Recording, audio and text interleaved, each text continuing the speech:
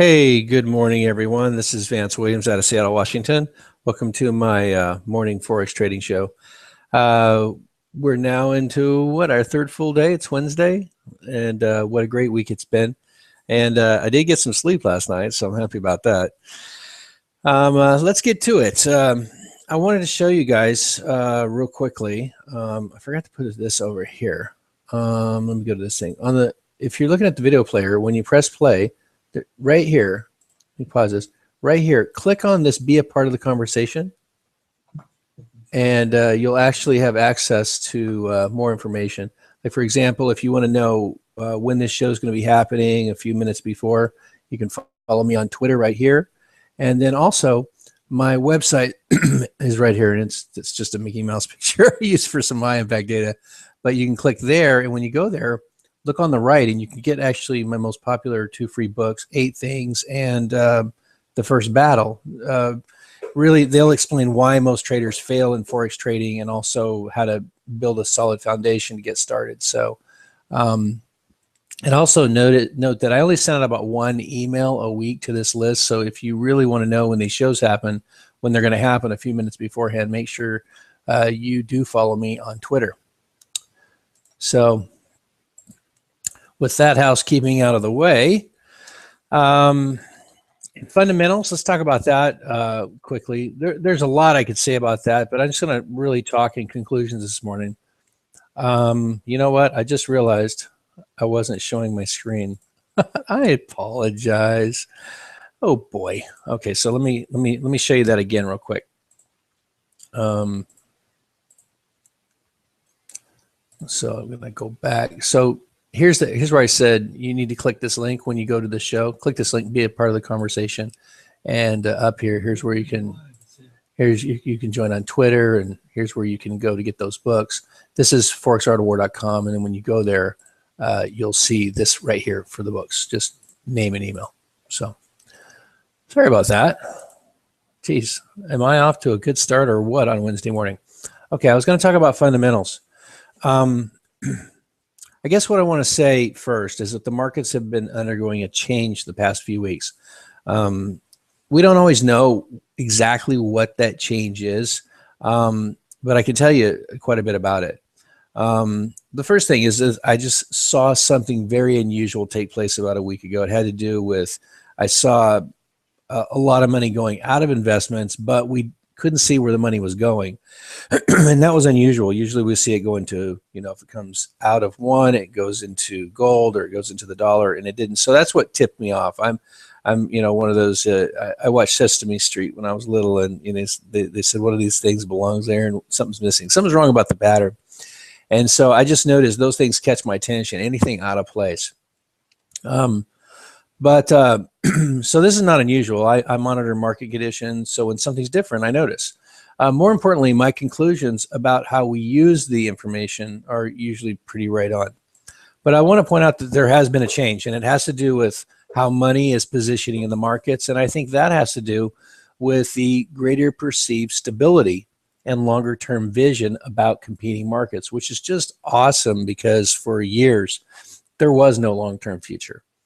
And this outlook on the future for a stronger U.S. dollar and competing Eurozone versus U.S. dollar, it started out as perception, but the fundamentals are really there, building a continuing case for a weaker euro and a stronger dollar. And so they're looking very good fundamentally. There's still a bit of a question mark in terms of the UK market and the pound. But as long as nothing changes about that narrative, this is still going to favor the U.S. dollar. Now, this change that's taking place, even though everything's U.S. dollar positive, we've seen a big bounce here.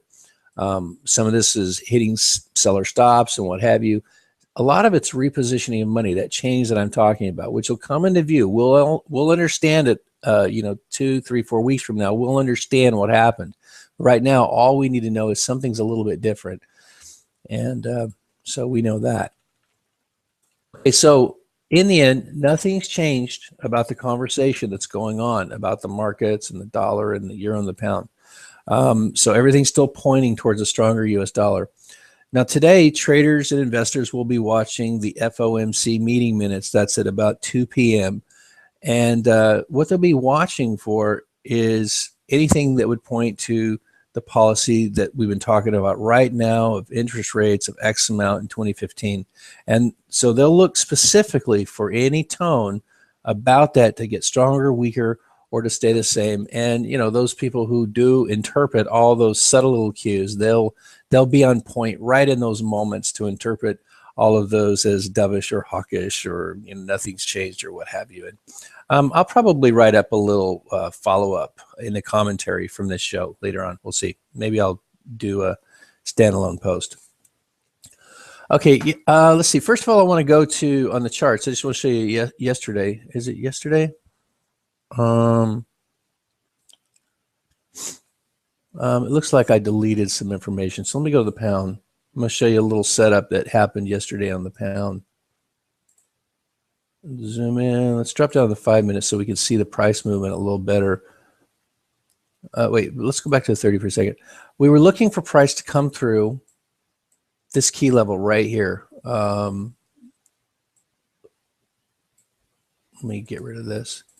Right here, 161.07. And so you can see price did come up through here at one point in time. And so we were actually in our live trading room together. So it was, you know, sometime after 9:30 a.m. Eastern when this thing was really pushing up through here. So during that call, as we saw it come through this key level where the buyers were obviously gaining a bit of an advantage, we were watching. And so let's go to that part and watch what happened.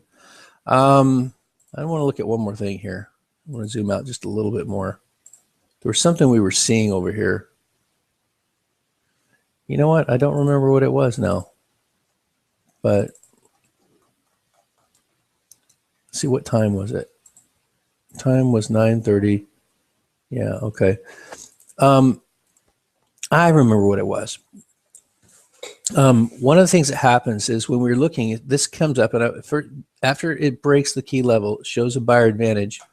It's about 29. It's almost 30 pip move, so it's pretty strong.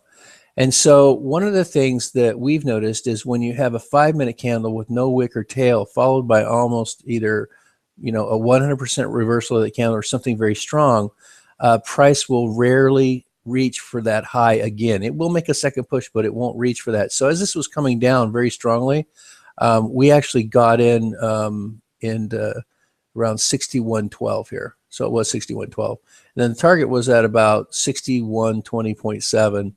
And so we put the stop just below 76.4 and this key level. And so in this case, it actually hit to the fraction of a pip, so to the 1/10 of a pip. But I just wanted to point out that, you know, it was a timing thing. Let's see if there would have been room to get in at 38.2. Yeah, there wouldn't. We just happened to see it as it was moving down, and we got a good price. But that strength of that move really got us to target a little bit shorter and get a better entry. So that was that. All right, I want to show you something else. Just want to show you how all the price is really struggling in this area. This just takes the wind out of the buyer sales. Now, again, this may be repositioned money, you know, money moving out of some instruments, moving into others, that will tend to cause this. Like, for example, if they're pulling money out of the US dollar in the Forex market and putting it into higher risk investments, the dollar will appear to be going down in value and up here on the chart. And I think that's what's happening. It's just a question of how much they're going to do it. But I think we can pretty much count on, with an extremely high degree of probability, that there's going to be another drop here. So the question is where. And right now we're seeing a lot of exhaustion up here. Some of the traders asked, you know, how you could trade a little bit longer term position versus the intraday. And I did share with them that a lot of traders, what they're doing, and I'm not doing this myself right now, but we were about right in here, and I said some of the traders will see this as the next obvious barrier. They'll enter about here. They'll have their stops around, you know, just below 127, 100, and they'll be targeting above that 12500 level. A little bit more of a swing trade, so to speak. So it's about, you know, it could take, you know, 2 or 3 days for that to reach. And some people will have their stops more conservatively, but there's a lot of money out there that's looking to, at some point, to reposition for another push down, given all the fundamentals that we're seeing. Okay, so currently looking at price, we have some exhaustion up here on the euro. You always like to see these 1, 2, third hits, and on the third hit you see a lot of selling here. So the buyers will have to have enough strength to get through those sellers right here at 126.82. So that's where I'd look for a move above if you were looking to maybe continue on this current intraday trend up. As far as a sell, I would look for a move below 26.22, and for it to stretch out and give you a strong enough range of movement that you can get in and out with good risk management. Going over to the pound, what we're looking for today, here's the demand line for the pound that I like right here. So we'd have to see this come through here. And on the top side, let me see if I can clear out some of this stuff in the way here. On the top side, I think we'll go with 161.11. Really 161.100 is the level, but there's going to be sell orders in this area. So we want to have it, if it does move up above here, let me grab this. Let me see if I can get a little visual for you here. So right in that area. So if we get a move above here and it's strong enough, you could look for a trade there. I like this area right here as far as the sell, so stretching below 60.50. And what you want to watch for there is if you can get this supply line on here, and these are your 2 points here and here, look for a 30-minute candle to close below this level. It might rock it down, but what it tends to do is when a 30-minute candle closes below this level, it tends to pull back to the level before making another drop down. So there's just all kinds of little behaviors that repeat that you can learn. Let's see, anything else that I missed? Australian dollar does have some employment data coming out today that could create some hyper volatility.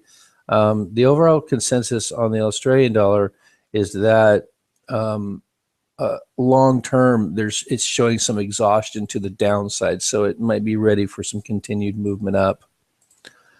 All right, so again, if you want to know when my show is going to start, when you, oops, I gave you the page that, hang on just a second. Once you're in here to be part of the conversation, just join me on Twitter there. Again, you can get my free ebooks down here on the right, or just go to forexartofwar.com. To our members, I'll see you guys in about an hour in our live trading room at 9:30 a.m. Eastern time. I hope that you guys that are watching got just one good idea that you can use in your Forex trading. Always feel free to write to me. I'm easy to find. Just go to forexartofwar.com. There's a number of ways to contact me there. But feel free to write me a question, and I'll answer it on the show. Okay. So you guys have a great day or a great night, depending on where you are. And cheers.